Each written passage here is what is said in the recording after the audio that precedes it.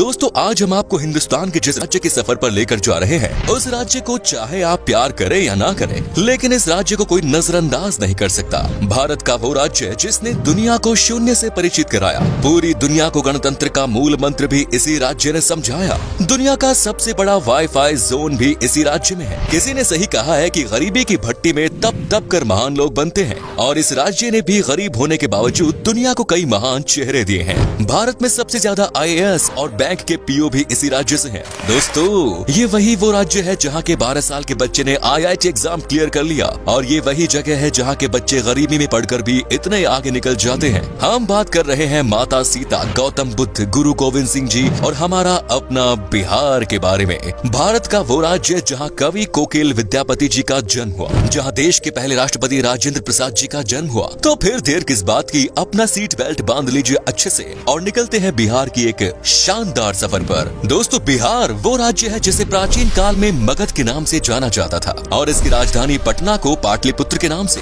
बिहार का इतिहास उतना ही पुराना है जितना भारत का। यहाँ मौर्य, गुप्त आदि राजवंशों से लेकर मुगल शासकों ने राज किया है। माना जाता है कि बिहार शब्द की उत्पत्ति बौद्ध विहार के विहार शब्द से हुई, जिसे बाद में बिहार कर दिया गया। बिहार को उत्तर में नेपाल, पूर्व में पश्चिम बंगाल, पश्चिम में उत्तर प्रदेश और दक्षिण में झारखंड ने घिरा हुआ है। 1912 में बंगाल के विभाजन के समय बिहार अस्तित्व में आया। सन 1935 में उड़ीसा और सन 2000 में झारखंड को बिहार से विभाजित कर दिया गया। बिहार वो राज्य है जो भारत के इतिहास में साहित्यिक, ऐतिहासिक, धार्मिक सभी स्तर पर महत्वपूर्ण भूमिका अदा करता है, और आज भी बिहार शिक्षा, संस्कृति और सामाजिक दृष्टि से उतना ही समृद्ध है जितना कि पहले था। आपको जानकर हैरानी होगी, लेकिन ये सच है कि सिर्फ इतिहास के पन्नों पर ही नहीं बल्कि वर्तमान में भी बिहार दुनिया में जगमगा रहा है। बिहार की राजधानी पटना में दुनिया का सबसे बड़ा वाईफाई रेंज जोन है। एक दो नहीं बल्कि पूरे 20 किलोमीटर के दायरे में इंटरनेट की मुफ्त सुविधा का फायदा उठा सकते हैं। दोस्तों देश में उत्तर प्रदेश के बाद सबसे ज्यादा IAS ऑफिसर बिहार की भूमि से ही निकलते हैं। बिहारी लोगों के दिमाग बहुत तेज होते हैं। ये लोग सबसे ज्यादा गणित में तेज होते हैं। यहाँ लोगों का दिमाग बड़े तूफानी से चलता है। हालांकि 1990 के पहले IAS ऑफिसर्स के मामले में बिहार लिस्ट में पहले स्थान पर था, लेकिन इसके बाद से इसमें गिरावट आने लगी। बिहार के युवा का ध्यान अब IT सेक्टर में अधिक लग रहा है, लेकिन पिछले कुछ सालों से दोबारा से बिहारी स्टूडेंट्स में IAS के प्रति रुचि देखी जा रही है।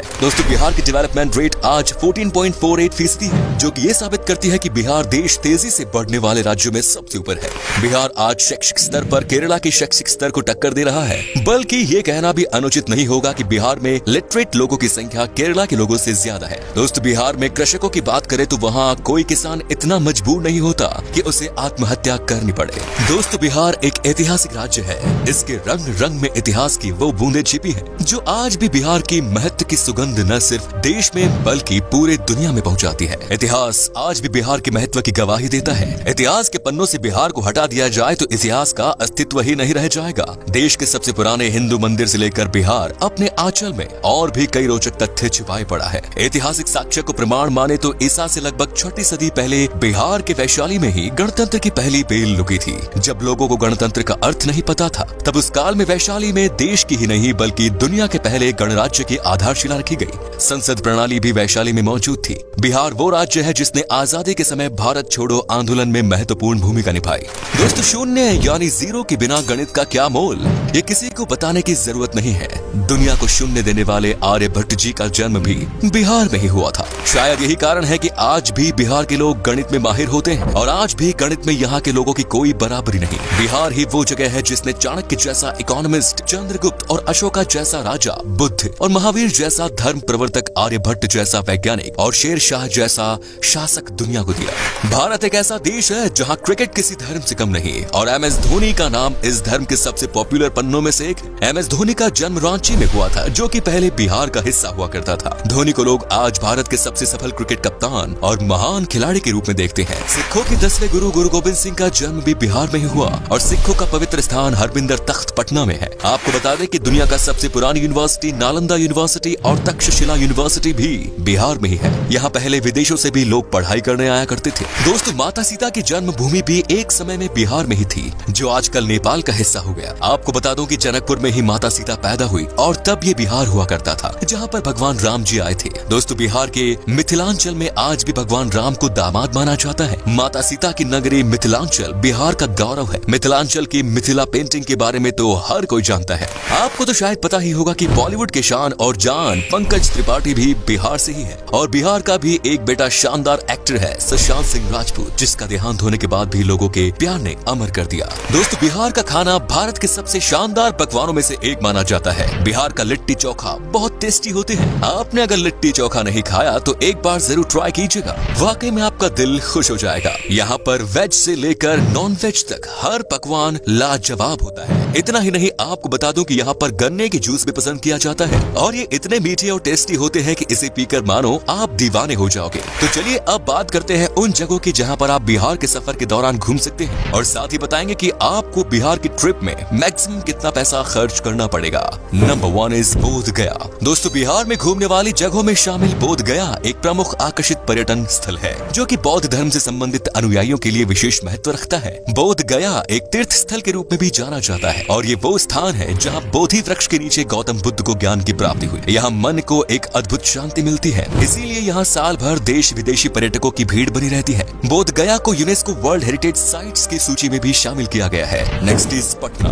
बिहार राज्य में गंगा नदी के दक्षिणी छोर पर स्थित पटना पर्यटन स्थल बिहार की राजधानी है और पटना को एक ऐतिहासिक और आकर्षित पर्यटन स्थल के रूप में जाना जाता है। पटना शहर धार्मिक दृष्टि महत्व के साथ साथ आध्यात्मिक महत्व भी रखता है। बिहार के पटना को सिखों, जैन, हिंदू और बौद्ध धर्मों के तीर्थ स्थलों का प्रवेश द्वार भी माना जाता है। उत्तर भारत के सबसे बड़े शहर के रूप में विख्यात पटना तारामंडल, हाईकोर्ट, पटना साहिब गुरुद्वारा, पादरी की हवेली और सचिवालय भवन जैसे आकर्षण से भरा हुआ है। Next is Madhubani. बिहार का आकर्षित शहर मधुबानी एक प्राचीन शहर है जो कि मधुबानी कला और संस्कृति के लिए जाना जाता है। मधुबानी शहर का उल्लेख रामायण काल में होने की पुष्टि की गई है। मधुबनी शहर अपनी शानदार चित्रकारी के लिए जाना जाता है। आपकी जानकारी के लिए बता दें कि सीतामढ़ी और सुपौल मधुबनी के प्रमुख व्यापारी क्षेत्र के रूप में जाने जाते हैं। Next is Nalanda. बिहार के तीर्थ स्थलों में शामिल नालंदा बिहार की ऐतिहासिक जगह है। नालंदा प्राचीन काल की सबसे पॉपुलर तीर्थ स्थल है जो कि संस्कृति, आध्यात्मिकता, इतिहास, वास्तुकला और पर्यटन का जीता जागता उदाहरण है। नालंदा यूनिवर्सिटी यहाँ का प्रमुख आकर्षण है।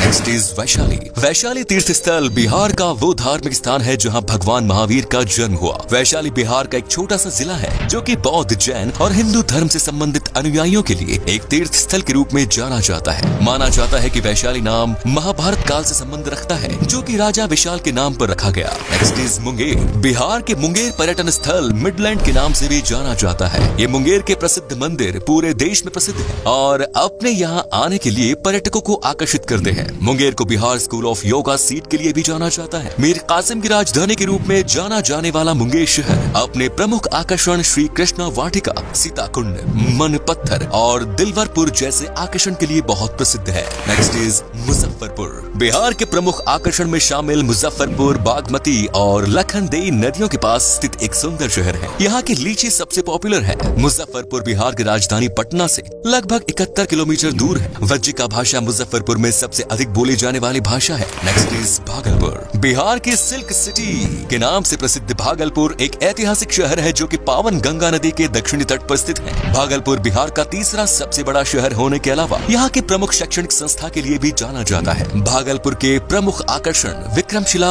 गंगेटिक डॉल्फिन सेंचुरी है जो कि पर्यटकों को अपनी ओर आकर्षित करता है। बिहार का भागलपुर अपने रेशम के उपयोग के लिए पहचाना जाता है। Next is Pawapuri. बिहार के धार्मिक स्थलों में शामिल पावपुरी नालंदा जिले में स्थित है और जैनियों के लिए किसी तीर्थ स्थल से कम नहीं। आपको बता दें कि पावपुरी शहर एक समय में मौल महाजनपद की संयुक्त राजधानी के रूप में जाना जाता था। पावपुरी वो धार्मिक स्थान है जहां भगवान महावीर को 500 ईसा पूर्व में दफनाया गया था। पावपुरी घूमने के लिए पर्यटक भारी संख्या में आते हैं जो कि राजधानी पटना से लगभग 83 किलोमीटर की दूरी पर है। पावपुरी दर्शनीय जल मंदिर पर्यटकों के बीच बहुत लोकप्रिय है। Next is Hajipur. बिहार के प्रमुख शहरों में शामिल हाजीपुर भारत के ऐसे प्रसिद्ध स्थानों में शामिल है जो कि अतीत और वर्तमान को वर्षों से अपने आप में समेटे हुए हैं। हाजीपुर में भगवान बुद्ध का समय, इस्लाम और ब्रिटिश काल से जुड़े रोचक तथ्यों के लिए जाना जाता है। हाजीपुर की भूमि पर जैन धर्म के अलावा हिंदू धर्म से संबंधित कई मंदिर स्थित हैं जो कि पर्यटकों की आस्था का केंद्र बने हुए हैं। आपको बता दें कि हाजीपुर में एशिया का सबसे बड़ा ब्रिज भी स्थित है।